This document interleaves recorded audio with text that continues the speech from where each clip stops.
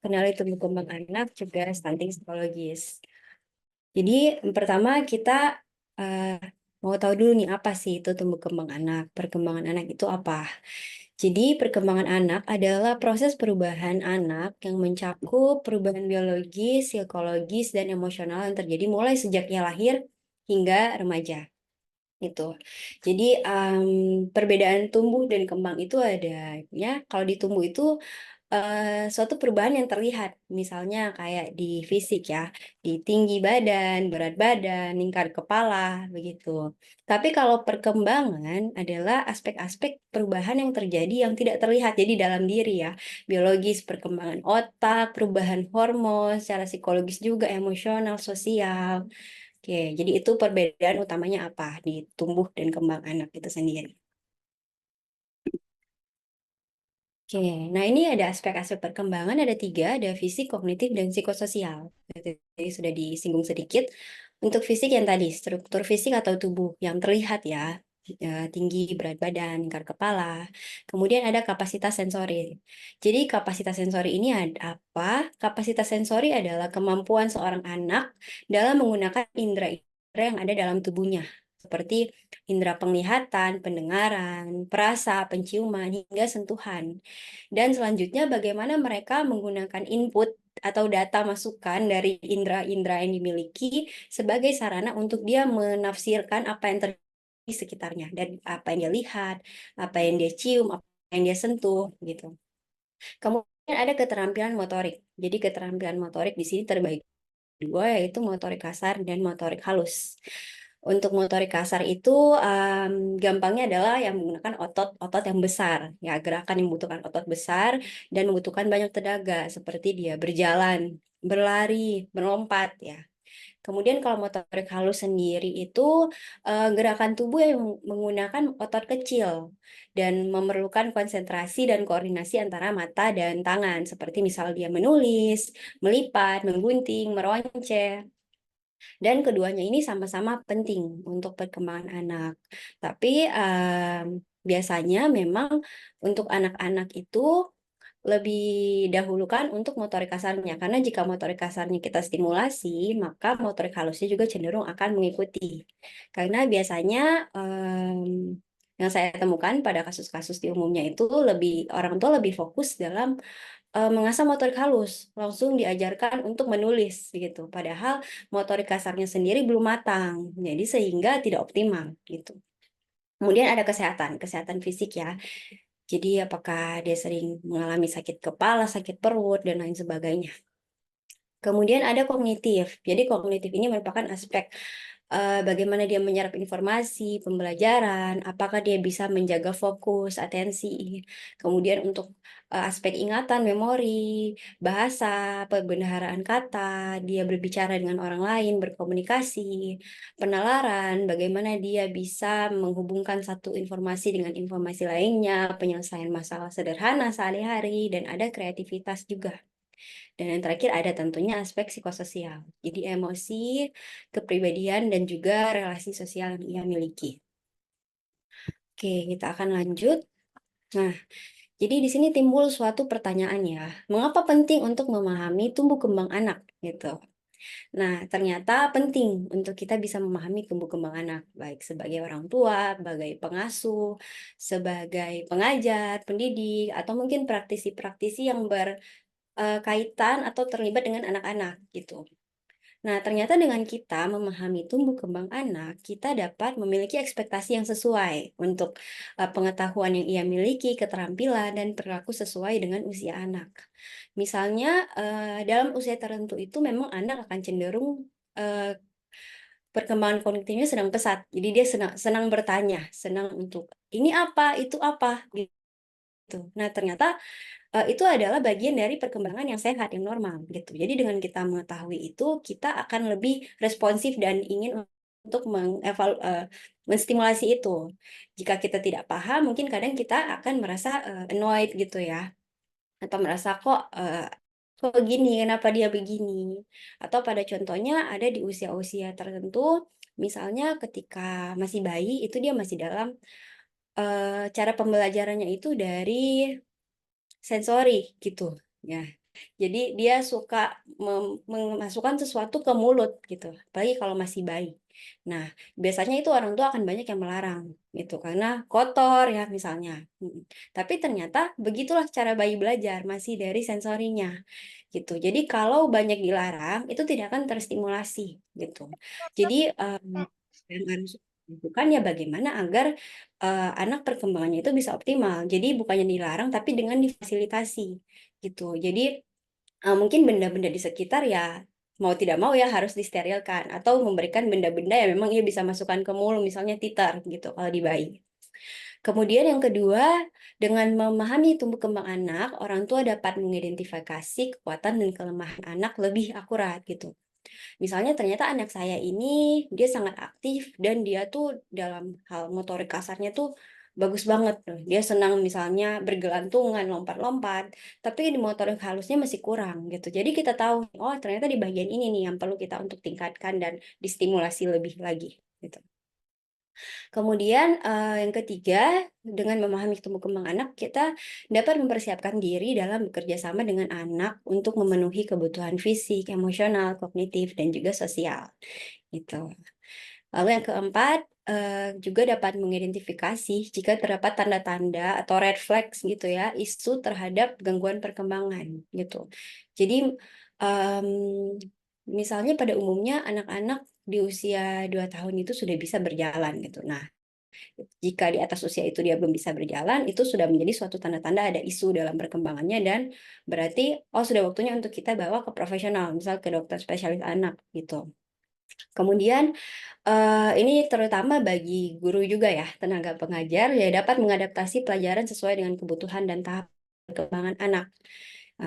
Ini sering saya temukan bahwa anak-anak zaman sekarang itu kebanyakan tipe belajarnya tuh kinestetik dan mereka tuh senang sambil bergerak gitu dan ini memang menjadi tantangan juga bagi para guru-guru dalam bagaimana mereka bisa mengembangkan pelajaran yang, kreatif gitu, yang bisa mengakomodasi semua kebutuhan anak atau ada anak yang lebih, senang dengan visual, begitu.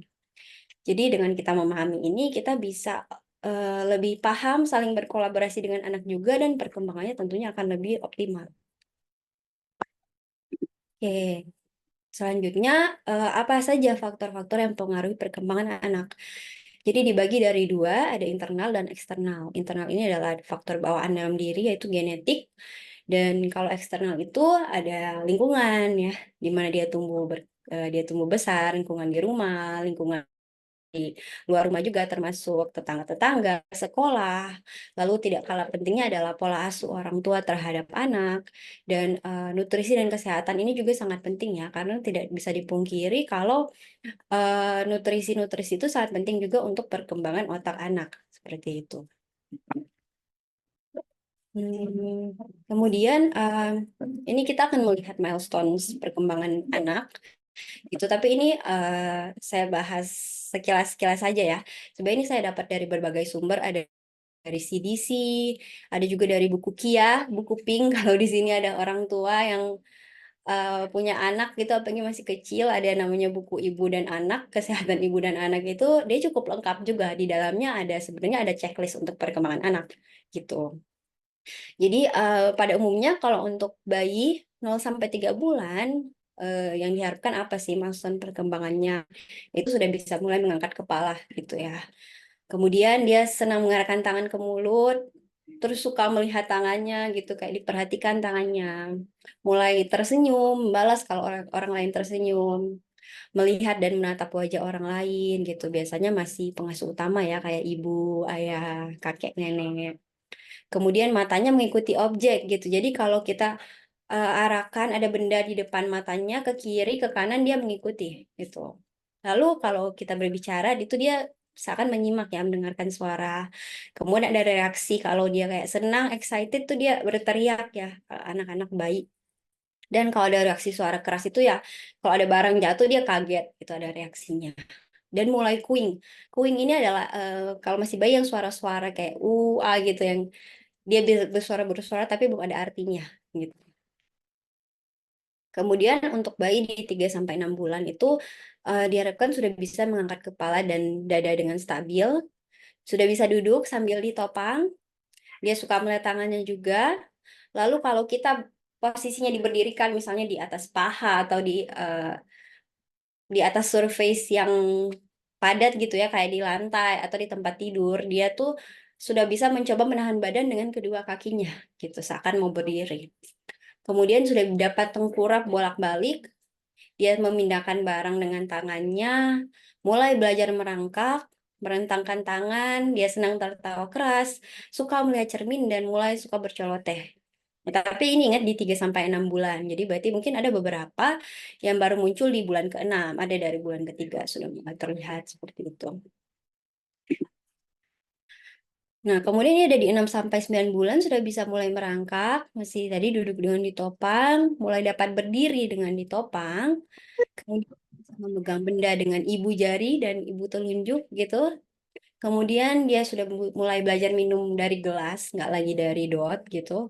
Udah bisa babbling, jadi babbling kayak mama, papa, baba, seperti itu, yang dua-dua kata. Lalu mengenali namanya dan merespon ketika dipanggil. Gitu. Jadi dia mungkin melihat, dia menyimak kalau dipanggil namanya. Kemudian mulai memahami beberapa kata gitu. Itu kata-kata sederhana kayak susu atau hal-hal yang sering dikatakan, diucapkan sehari-hari itu. Atau misalnya mandi gitu. Kemudian dia mengenali orang-orang yang familiar, jadi yang dalam artinya yang dia sering lihat gitu, mungkin anggota keluarga di rumah, para pengasuh, dan sudah mulai senang bermain tepuk tangan atau main peekaboo gitu ya, cilukba.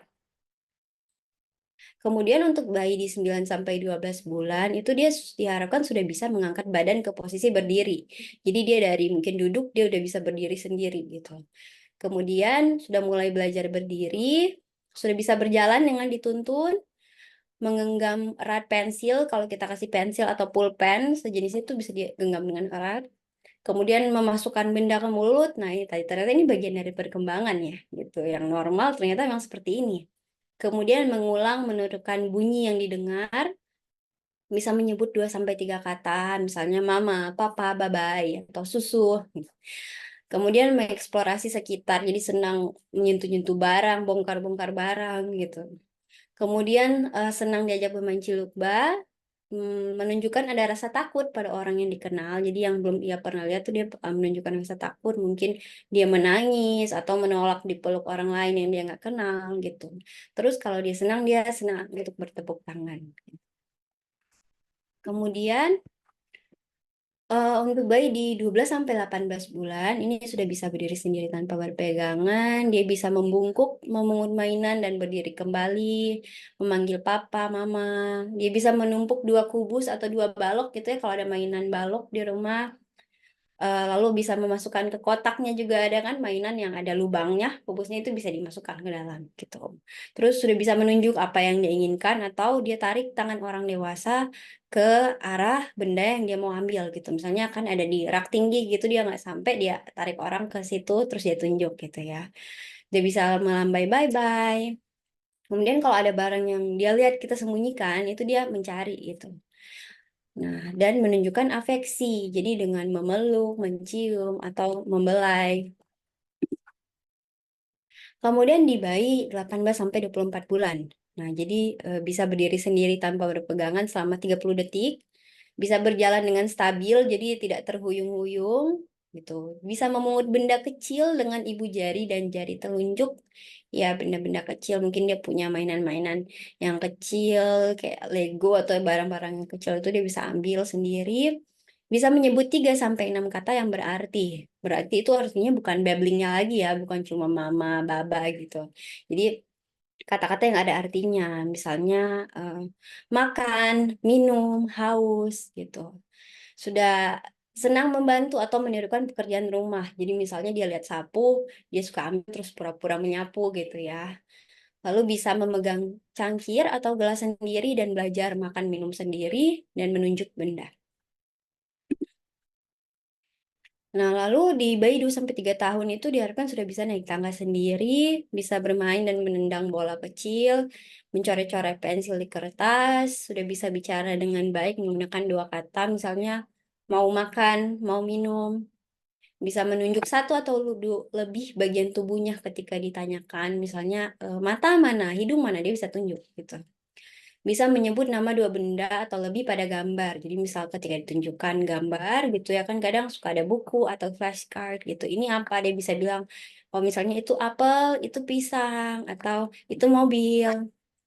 Dia bisa membantu memungut mainannya sendiri. Jadi tidy up ya, beres-beres mainan. Dan bisa untuk melepas pakaian sendiri. Kemudian di bayi 3 sampai 4 tahun, apa milestones perkembangannya? Nah, sudah bisa naik tangga tanpa dibantu, bisa melompat dengan dua kaki, bisa berjinjit, bisa fokus dalam suatu tugas atau kegiatan selama 8 sampai 9 menit. Dia bisa mengayu atau naik sepeda roda 3, sudah bisa menyebut nama, umur, tempat gitu di rumah, nama saya siapa, saya umur 4 3 tahun misalnya. Sudah bisa membentuk kalimat dengan 4 sampai 5 kata. Jadi sudah lebih panjang ya. Misalnya, Mama, aku lapar mau makan gitu. Bisa mendengarkan cerita, jadi dia bisa mempertahankan atensi dan fokus dan memahami apa yang diceritakan. Ada ketertarikan untuk bermain bersama teman dan ketika bermain dengan teman dia mengikuti aturan permainan itu dan sudah bisa memakai baju dan sepatu sendiri. Kemudian untuk anak 4 sampai 5 tahun itu perkembangannya milestone-nya dia sudah bisa melompat dengan satu kaki, dia senang bernyanyi, senang menari, bisa mengancing baju, dapat menyebut nama lengkapnya, mengenali alfabet, mengucap kalimat yang terdiri dari 4 sampai 5 kata di 4 tahun, yang tadi dan 5 sampai 6 kata di 5 tahun. Nah, yang tadi dia senang bertanya ya. Kemudian bicara mudah dimengerti. Jadi apa yang dia pelafalannya sudah jelas gitu ya. Kemudian bisa menyebut angka, menghitung jarinya ada berapa, bisa menyebut nama-nama hari dalam 1 minggu, dan rentang fokusnya di 8 sampai 12 menit. Kemudian untuk anak 6 sampai 12 tahun, di 6 sampai 7 tahun itu milestone-nya adalah dia memahami konsep angka. Dia sudah tahu untuk berhitung, berkurang, paling tidak gitu. Kemudian dia bisa membedakan mana yang kiri, mana yang kanan. Lalu sudah bisa meniru bentuk kompleks seperti wajik gitu ya. Kemudian menjelaskan kegunaan dari suatu benda. Misalnya ketika ditanyakan sisir untuk apa, dia tahu itu untuk menyisir rambut, atau gelas untuk apa, untuk minum misalnya. Kemudian sudah bisa membaca buku sederhana sesuai dengan usianya dan senang meniru perilaku orang lain gitu. Kemudian di 8 sampai 12 tahun, milestone-nya adalah anak sudah bisa menghitung mundur, bisa membaca dan menulis dengan lancar. Ya, ini kan sudah di usia sekolah juga ya. Kemudian memiliki pertemanan yang berarti. Nah, tadi itu adalah milestones dalam perkembangan anak. Nah, sekarang kita akan melihat, jadi apa sih red flags atau tanda-tanda bahwanya mungkin ada terjadi suatu gangguan dalam perkembangan anak. Nah, ini red flags-nya untuk di 1 sampai 3 bulan itu dia tidak bereaksi pada suatu suara keras. Jadi yang tadi kalau ada benda jatuh gitu suara yang keras atau pintu tertutup dengan keras gitu, suaranya dia nggak menunjukkan ada reaksi gitu. Kemudian tidak mengikuti objek atau gerakan dengan mata. Jadi sebenarnya yang tadi ini milestone yang tadi apa, tapi ternyata kalau dia tidak lakukan itu jadi red flags ya. Jadi ketika kita melewati ada satu benda di depan wajahnya misal mainan, tapi dia nggak mengikuti ketika kita gerakan, itu ternyata bisa jadi suatu red flags juga dalam perkembangannya. Kemudian tidak senang memasukkan tangan ke mulut. Nah, lalu ketika tengkurap, dia tidak bisa mengangkat kepala dan tidak tersenyum pada orang lain. Lalu di 4 sampai 6 bulan itu masih belum bisa mengangkat kepala, tidak ada suara. Kalau tadi kan kita ingat di milestones dia sudah bisa cooing ya, ada suara yang kayak seperti itu. Kemudian tidak masukkan barang ke mulut. Nah, ketika diberdirikan di atas permukaan yang keras, dia tidak menampakkan kaki. Tidak ketika ada barang yang ada dalam jangkauannya, dia tidak mencoba untuk mengambil, tidak menunjukkan afeksi kepada pengasuh, dan belum dapat untuk berguling. Lalu di 6 sampai 9 bulan refleksnya adalah belum bisa duduk sendiri, tidak babbling, jadi tidak bicara mama, papa, baba gitu yang dua-dua huruf kata. Lalu ketika dipanggil dia tidak ada reaksinya. Kemudian tidak mengenali orang yang familiar gitu, kayak biasa aja atau mungkin dengan orang yang familiar dia mungkin masih takut misalnya. Kemudian ketika ditunjukkan sesuatu kayak lihat ini apa gitu, dia tidak melihat gitu. Lalu tidak memindahkan mainan dari satu tangan ke tangan lainnya. Karena anak di usia ini biasanya masih senang tuh memindahkan mainan yang dia pegang dari tangan kanan dipindahkan ke tangan kiri sambil diamati gitu. Lalu di 12 sampai 18 bulan itu refleksnya adalah belum dapat merangkak, tidak dapat berdiri, tidak dapat berjalan, belum berbicara ya, tidak menunjuk, tidak dapat melakukan gestur bye-bye atau geleng kepala. Oke, selanjutnya di usia 2 tahun refleksnya adalah tidak mengenali apa yang dapat dilakukan dengan benda-benda umum tadi. Misalnya sisir, ketika diberikan dia tidak tahu itu untuk menyisir. Handphone, biasanya anak-anak kalau kasih handphone kan sudah tahu ya, kayak halo gitu untuk menelpon, atau sendok garpu untuk makan, dicoba dimasukkan ke mulut misalnya.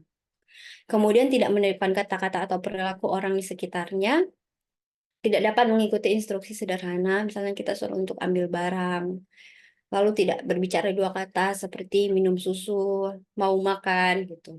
Berjalannya juga masih belum stabil.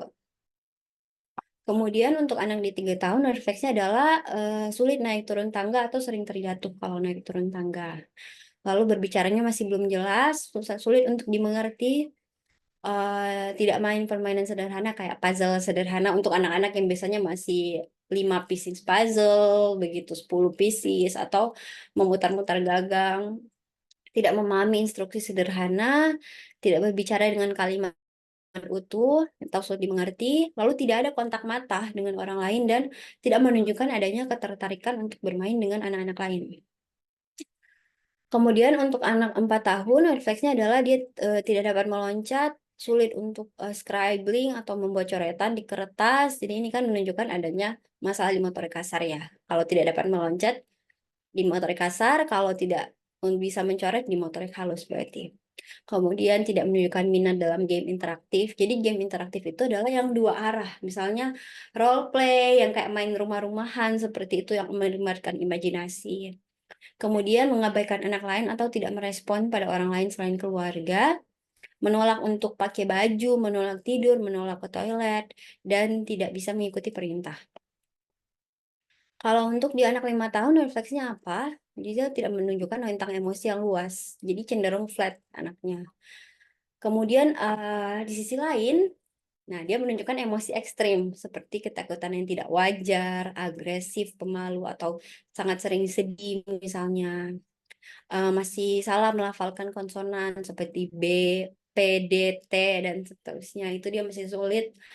Lalu cenderung menarik diri dan tidak aktif, mudah terdistraksi dan sulit fokus, mengabaikan orang lain di sekitarnya dan tidak senang bermain. Nah, lalu untuk anak 6-12 tahun itu, refleksnya adalah menunjukkan penurunan kemampuan yang signifikan. Misal, tadinya dia bisa untuk berbicara dengan lancar, tiba-tiba bicaranya sudah tidak jelas, atau tadinya dia bisa untuk melompat dengan satu kaki, dengan dua kaki, lalu tiba-tiba disuruh dia sudah tidak bisa gitu. Jadi adanya penurunan kemampuan. Lalu seringkali tampak sedih atau cemas, tidak tertarik bermain dengan orang lain, tidak dapat menunggu giliran dan berbagi gitu. Sangat kaku terhadap rutinitas dan dia kesal banget ya kalau ada perubahan. Jadi misalnya dia tahu kalau dia bangun pagi dia itu harus mandi, lalu makan, ke sekolah, tapi ketika diubah misalnya disuruh makan dulu baru mandi. Nah, dia langsung menunjukkan emosi yang meledak-ledak gitu. Kemudian sangat kesulitan berpisah dengan pengasuh. Jadi mungkin ada isu attachment juga di situ. Lalu memiliki toleransi yang rendah terhadap rasa frustasi gitu. Jadi yang tadi berkaitan kayak dia kesal karena adanya perubahan rutinitas, ada rasa frustrasi dan dia langsung mungkin meledak-ledak atau tantrum misalnya.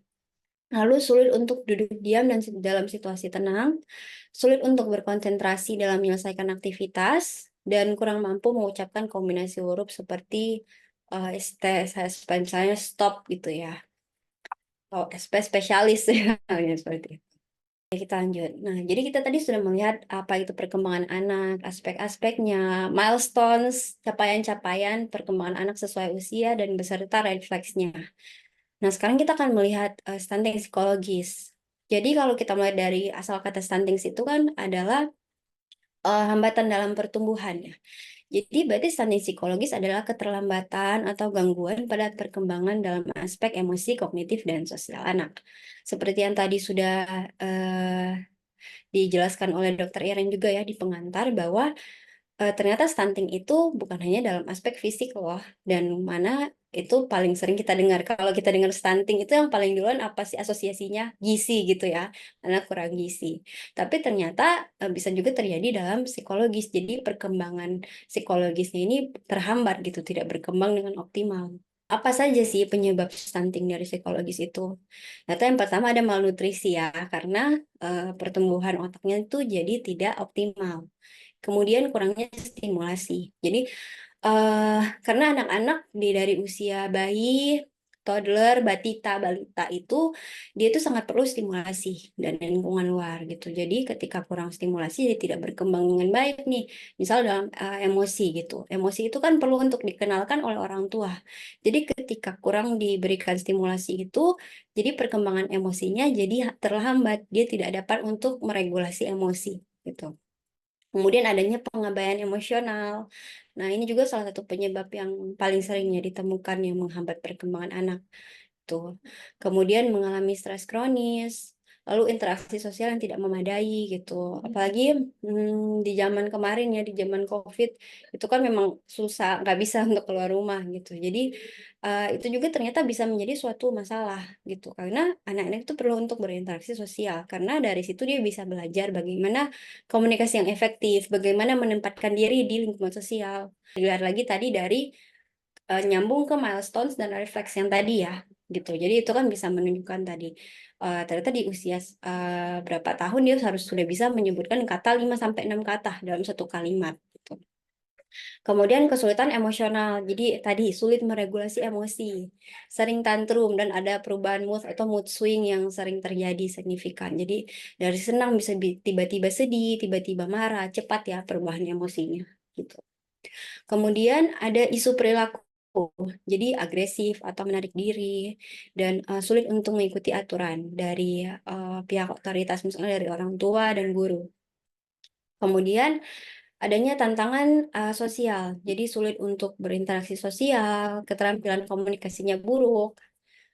Lalu, yang terakhir ada dari gejala fisik ya. Jadi ada keterlambatan dalam perkembangan fisik dan motorik, yang mana bisa kita track juga tadi dari, milestones yang ada, dan juga, ternyata sering sakit. Itu menjadi salah satu tanda-tanda gitu, sakit secara fisik. Nah, jadi apa yang bisa kita lakukan untuk mencegah keterlambatan perkembangan? Nah, yang pertama, anak memiliki berat dan tinggi badan yang sesuai dengan usianya. Ini yang paling basic ya sebenarnya, dan biasanya kan kalau anak-anak baru lahir gitu, kan masih sering rutin reguler ke dokter anak dan itu biasanya dicek kan, dilihat di grafiknya, apakah di garis hijau, di garis merah misalnya, itu sudah kelihatan biasanya di situ. Jadi dipastikan karena pertumbuhan fisik itu ada, pengaruhnya juga ternyata di situ terlihat kalau misalnya dia masih di garis merah, oh ternyata gizinya masih kurang gitu, dan gizi, malnutrisi, ya tadi berkaitan lagi ke perkembangan otaknya kan. Nah, tadi jadi ini menjaga nutrisi anak. Kemudian berikan rutinitas yang konsisten. Jadi anak itu perlu untuk diberikan rutinitas yang konsisten. Misalnya konsisten jam makan siangnya tiap hari jam berapa, tiap hari misalnya jam 12, untuk rutinitas jam tidurnya, rutinitas dia mandi, seperti itu. Sehingga anak itu dia tahu apa yang dia bisa expect gitu. Karena kadang apa yang dia tidak bisa expect ketika dia tidak memiliki rutinitas, dia jadi sulit untuk mengatur perilakunya seperti apa. Jadi kita bisa membantu bagaimana dia untuk, menjalani hari-harinya sebenarnya dengan memberikan rutinitas. Ketika ada rutinitas yang jelas, dia tahu, "Oh, setelah saya makan ini nggak lama saya bakal disuruh tidur." Kalau nggak ada rutinitas, tiba-tiba disuruh tidur, dia biasanya akan kesal misalnya, seperti itu. Lalu ini, di bayi melakukan tummy time untuk memperkuat otot lengan, kaki, dan leher. Lalu memberikan stimulasi untuk latihan duduk, merangkak, dan berdiri, ini juga perlu ya biasanya ada stimulasi-stimulasinya. Lalu, sering mengajak anak berkomunikasi, jadi komunikasi dua arah, sering diajak bicara, diajak bernyanyi, dan membacakan buku, ini sangat penting ya untuk perkembangan, kognitif dan bahasa anak juga. Kemudian mengajak bermain dengan melibatkan interaksi dua arah. Ini sangat penting juga. Jadi, anak tidak dibiarkan bermain sendiri, tapi kita ajak dia bermain bersama-sama. Jadi sehingga tercipta interaksi dua arah. Lalu mengajak anak bermain dalam aktivitas sensori, ya untuk mengembangkan, keterampilan sensorinya dia. Jadi aktivitas sensori itu seperti apa sih? Jadi, misal kalau dari bayi sebenarnya dengan dia diberikan menyentuh air, es batu, itu sebenarnya sederhana, tapi ternyata itu aktivitas-aktivitas yang bisa menstimulasi sensorinya, atau diperkenalkan dengan berbagai jenis tekstur-tekstur yang ada. Dan ini yang terakhir, menghindari pemberian screen time. Ya, oke. Terkait screen time ini, nih di sini kita akan banding. Jadi apa sih dampak screen time pada perkembangan anak? Mmm, Memang ditemukan bahwa dampak screen time yang berlebihan pada perkembangan itu memiliki berbagai, dampak negatif ya. Bisa menyebabkan keterlambatan bicara, karena kan dengan screen time itu hanya komunikasi satu arah. Dia hanya menonton video, hanya menyerap, tapi tidak ada kebutuhan untuk dia memberikan umpan balik, untuk berkomunikasi balik. Jadinya kemampuan untuk bicaranya jadi terlambat gitu, dia tidak terstimulasi. Makanya tadi kalau kita lihat apa yang bisa kita lakukan untuk mengoptimalkan perkembangan anak, jadi dengan aktivitas-aktivitas yang diajak berinteraksi, adanya komunikasi dua arah, permainannya seperti itu. Kemudian anak jadi sulit mempertahankan atensi dan berkonsentrasi. Apalagi, sekarang itu banyak konten-konten, atau yang tontonan-tontonan anak itu sifatnya sangat high stimulating, gitu. Jadi pergerakannya cepat, gambarnya warna-warni. Nah, itu kan berbeda dengan, dunia nyata ya, yang sehari-hari dihadapi itu kan sebenarnya slow gitu. Nah, jadinya itu membuat anak jadi highly stimulated, jadinya dampaknya kemana ya, dia susah untuk mempertahankan atensi dan berkonsentrasi, begitu.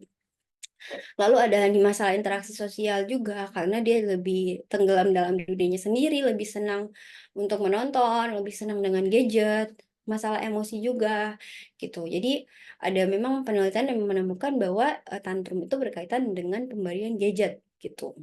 Kemudian obesitas ya, ini karena jadinya, tidak ada banyak pergerakan tubuh, karena hanya duduk sambil menonton misalnya, sambil, bermain gadget sendiri. Oke, ini anjuran pemberian screen time dari CDC. Kalau untuk 0 sampai 18 bulan dianjurkan tidak sama sekali. Jadi hanya video call dengan pendampingan jika dibutuhkan gitu. Misalnya video call dengan, keluarga itu masih bisa. Kemudian di 18 bulan sampai 2 tahun itu ya seminimal mungkin. Dan, sebisa mungkin tontonannya yang bersifat edukatif dengan pendampingan dan adanya interaksi gitu. Jadi didampingi, terus kita masih sambil mengajak mengobrol, sambil dijelaskan mungkin apa yang dia lihat, dan tidak diberikan saat makan dan saat tantrum, ya, begitu. Lalu di 2 sampai 5 tahun itu, anjurannya maksimal 1 jam per hari. Dan juga masih kembali lagi tontonan yang bersifat edukatif dengan pendampingan pengasuh dan tetap adanya interaksi. Lalu untuk di atas 6 tahun itu anjurannya di maksimal 2 jam per hari dengan aturan yang jelas gitu. Jadi misalnya ada hanya di jam tertentu atau setelah dia sudah selesai makan, dia sudah selesai mandi begitu, baru dia bisa untuk, screen time atau menonton dan penggunaan rekreasional sudah diizinkan gitu. Jadi kalau dia menonton yang hiburan itu sudah diizinkan.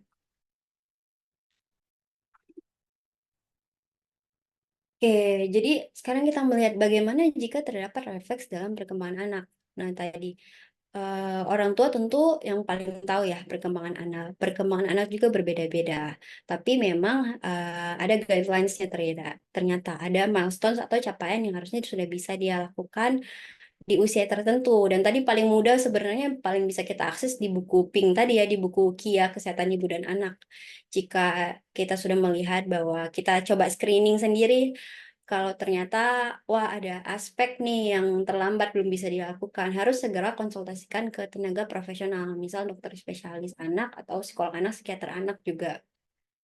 Nah, di sini saya bantu jelaskan untuk ranah dokter spesialis anak itu sendiri ada di pertumbuhan dan perkembangan anak, terkait berat dan tinggi badan, terkait ASI, MPASI, kecukupan gizi, aturan makan, dalam hal tidur, masalah tidur, waktu tidur, vaksinasi, dan pengobatan penyakit dan perawatan medis.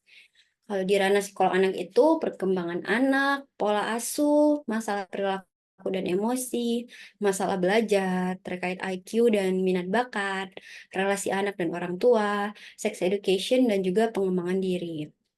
Nah, terkait untuk screening itu sendiri ya, biasanya kalau untuk screening terkait tadi yang ada di buku KIA itu ada juga salah satunya yang namanya DDST, Denver Developmental Screening Test. Jadi ini bisa dilakukan untuk dievaluasi anak dari segi personal sosial, motorik halus, motorik kasar, dan bahasa. Gitu, itu yang sederhana. Dan kalau untuk observasi masalah emosi dan perilaku itu biasanya dengan SDQ ya. Jadi Strengths and Difficulties Questionnaire yang biasanya ini mungkin sudah lebih familiar untuk nakes-nakes juga gitu. Oke, sekian materi dari saya malam ini. Terima kasih dan saya kembalikan ke moderator. Langsung di kolom chat ini sudah ada yang bertanya mungkin.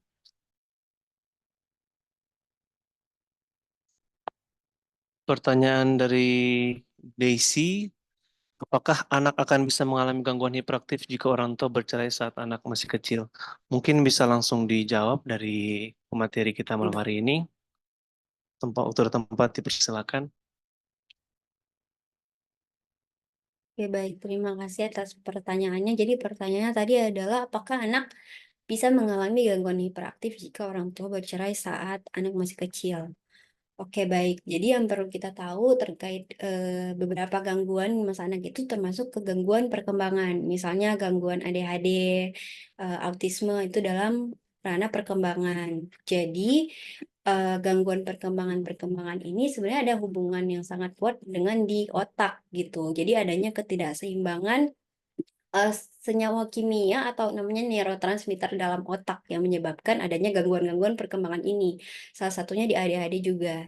Jadi yang perlu kita paham, jika seorang anak mengalami gangguan dalam perkembangan ini, ya ada salah satunya peranannya dari hormon di otak, sel di otak, genetik gitu. Jadi biasanya lingkungan bisa untuk mempengaruhi dalam hal memperparah gejala yang dia miliki. Tapi biasanya untuk gangguan-gangguan perkembangan ini sifatnya genetik, jadi bawaan sudah dari lahir seperti itu. Bagaimana mungkin solusinya kepada orang-orang tua yang mungkin akibat faktor pekerjaan sehingga membuat distance atau jarak ke anak atau mungkin jadi LDR jadinya ke anak. Bagaimana caranya orang tua biar bisa terus memantau perkembangan dari anak agar supaya anak itu tidak mengalami stunting psikologis. Mungkin itu kalau pertanyaan dari. Oke, terima kasih. Jadi maksudnya jarak secara fisik gitu ya. Iya. Jadi orang tua dan anak terpisah, orang tua tidak tinggal bersama anak seperti itu. Sebenarnya untuk anak kan ada namanya masa yang namanya golden age 0 sampai 5 tahun, di mana itu dia pertumbuhannya sangat pesat dan di masa-masa ini itu akan mempengaruhi ke masa dewasanya gitu pembentukannya di masa ini. Jadi ketika di masa ini dia optimal, dia bisa meregulasi emosi, tentunya ketika dia dewasa dia akan terhindarkan dari masalah-masalah psikologis gitu misalnya.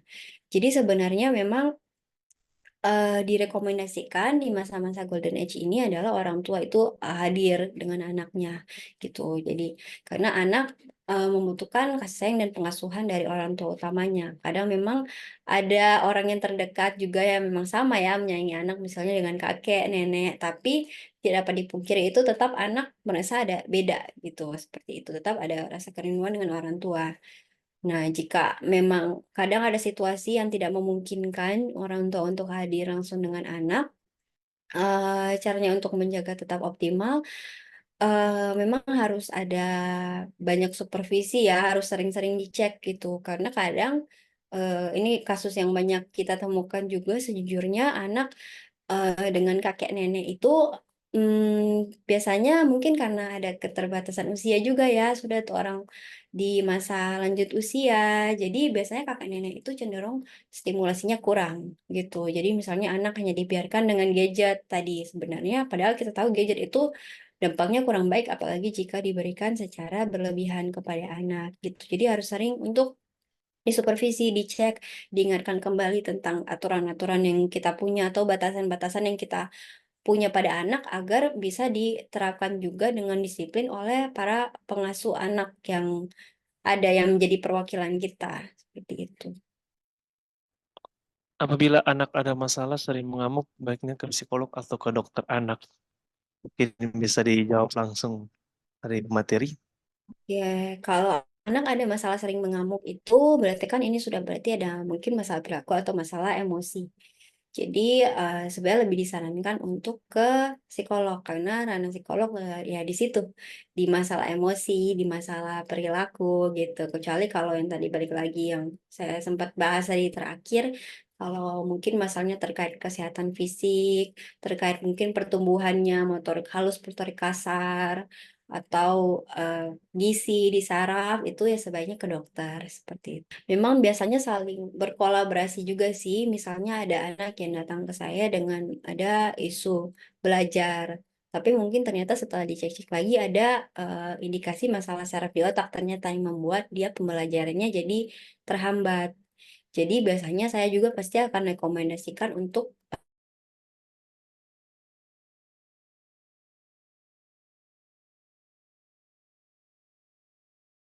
antar pihak profesional ya. Kadang juga mungkin ada isu-isu anak tertentu yang perlu untuk dia menemui psikiater juga seperti itu. Jadi memang perlu kolaborasi tergantung masalah dari anak itu sendiri apa yang dialami. Oke, mungkin sudah tidak ada pertanyaan lagi dari peserta malam hari ini. Berarti sampai di sini sudah untuk kegiatan kita, webinar series kita pada malam hari ini. Terima kasih kepada seluruh peserta dan juga pemateri psikolog Marcella Poluan yang sudah memberikan waktu untuk menyampaikan materi yang singkat dan juga padat dan jelas pada malam hari ini kepada kita semua. Mudah-mudahan kita semua yang pada hari ini tetap terus semangat dalam khususnya dalam memperhatikan tentang kesehatan mental sejak dini. Sebelum kita tutup, kita akan dokumentasi terlebih dahulu ya. Mau diharapkan kepada seluruh peserta dapat mengaktifkan video kameranya. Kita akan dokumentasi terlebih dahulu untuk kegiatan kita pada malam hari ini.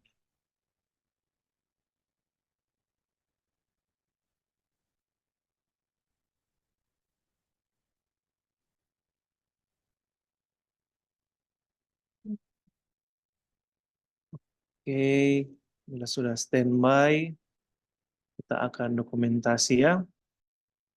Ada hitungan ketiga.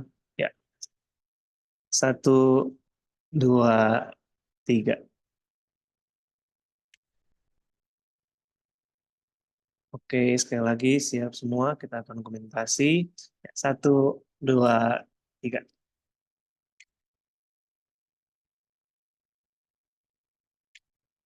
Oke,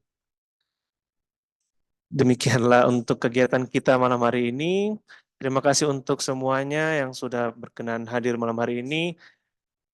Mohon koreksi atau mohon feedbacknya dan juga nanti silakan terus pantau media sosial dari Integra Mental Health, Instagramnya untuk kegiatan-kegiatan kita selanjutnya. Terima kasih. Selamat malam.